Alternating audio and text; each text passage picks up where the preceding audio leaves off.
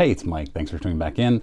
Today's Sunday. I found a Lelands auction that ended about a month ago that had some really interesting things I wanted to go through. First of all, though, got to show you a card. So last week, I decided I was going to send some cards off to Rebecca Lobo, WNBA legend, for TTM autographs. So I picked up a couple of $1 cards, mailed them off to her, and then as soon as I sent them out, that same day, I got in my mail another Rebecca Lobo rookie card that I'd forgotten a Twitter follower was going to send me. So there's another rookie card. So I'll wait for the other ones to come back signed and then send this one off at some point too. And so this was one of the other ones. I had doubles of it. So if she signs at some point, I'll send two more off to her to get signed. I actually haven't gotten any autographs back for, I don't know, more than a week now from TTM. So hopefully soon. I have maybe 8 that are outstanding, and some of them have been out for quite a while. So anyway, this Lelands auction had some really interesting stuff. This was their summer auction. There was the big item for me was the 1952 Mickey Mantle Topps autographed PSA Authentic that went for $165,000. Now, financially speaking, obviously you would rather have the $12.6 million Mantle SGC 9.5, but for me, as an autograph collector of Hall of Famers, I would much rather have the 52 Topps Mantle autographed. There also were the 1997 Evander Holyfield gloves from the Bite Fight with Mike Tyson, where Mike Tyson bit Holyfield's ear off. This sold for $39,000, and I think they only sold for $35,000 10 years ago. So they've barely appreciated in value, and actually, when you factor in inflation, they have probably reduced in value. This was the strangest one of all: the Joe Burrow unwashed, game-worn jersey from a game last December in 2021. Why? I don't know why anybody would want this. It didn't sell, so clearly nobody would. Or it didn't meet the reserve price. So the sellers or the auctioneers decided that they wanted to put a reserve price in, and if it didn't sell for that much, they were going to keep it. It did not hit that reserve price. I'm not surprised.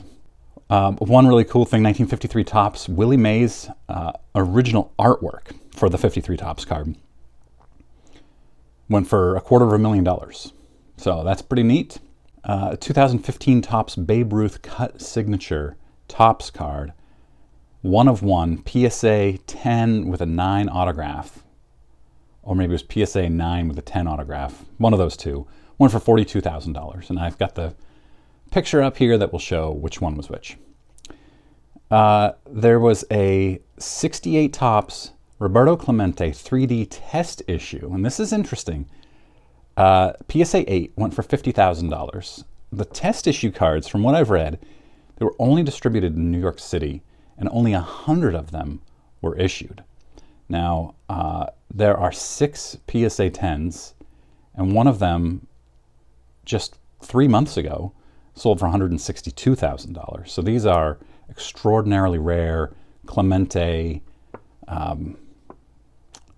career cards. These were issued during his career and believed to only be 100 of them. So pretty cool stuff. That one sold for $50,000. There's also an 1886 World Series program. It's being labeled a World Series program, but this was before the modern World Series. So back then it was actually called the World's Championship. This one went for $35,000. 3 1986 Fleer Michael Jordan cards sold. And this I found also quite interesting. So you've got a PSA 10, went for $192,000. I think, if I remember correctly, the high on these last year maybe, or earlier this year, was about $750,000. So the value's down like $550,000 or so on those. So PSA 10 went for $750,000. The SGC 10 went for $74,000, less than half of the PSA 10. And then you've got the BGS 9.5 with a 10 subgrade for corners, went for $35,000. So for those people who think that a BGS 9.5 is equal to an SGC 10 or close to equal to a PSA 10, it's not the case, at least not anymore, at least not with this card. And I know every card is different vintage. SGC is much closer to a PSA 10, but with an 86 Fleer, that just wasn't the case. You've got some 1909, 1911 E90-1 American Caramel Shoeless Joe Jackson PSA 1 went for $31,000. That's really cool. His 1915 Cracker Jack card, a PSA 10, also went for $30,000. Those Cracker Jacks from 1915, very cool looking, the red background. Love those cards. Then there's a 1916 World Series Game 2 ticket stub from Babe Ruth's first World Series start, I think it was, and it began his World Series scoreless inning streak. PSA 2, population of 2, $27,000. Really, really cool piece of history there. Another awesome piece of history, 1962 Wilt Chamberlain 100-point game stub. PSA 2 went for $25,000. And then another PSA 2 with a mark on it where somebody had written on the back of it that it was from Wilt Chamberlain's 100-point game, went for $19,000. So just by writing what the game was on the ticket, lost them $6,000. Last thing here was a 1947 Bond bred Jackie Robinson PSA 5.5, went for $19,000. That is an awesome card. The Bond bred, epic. Let me know, what is your favorite item that sold in this Lelands auction? And I didn't cover everything. Obviously, there were probably hundreds of items. I just went through and picked out the ones that interested me the most. I didn't put a whole lot of like Tom Brady rookie autograph, stuff like that in here. Throw it in comments. What is your favorite? I'd be really interested to hear. And yeah, if you're new here, click that subscribe button. I really appreciate it. Thanks.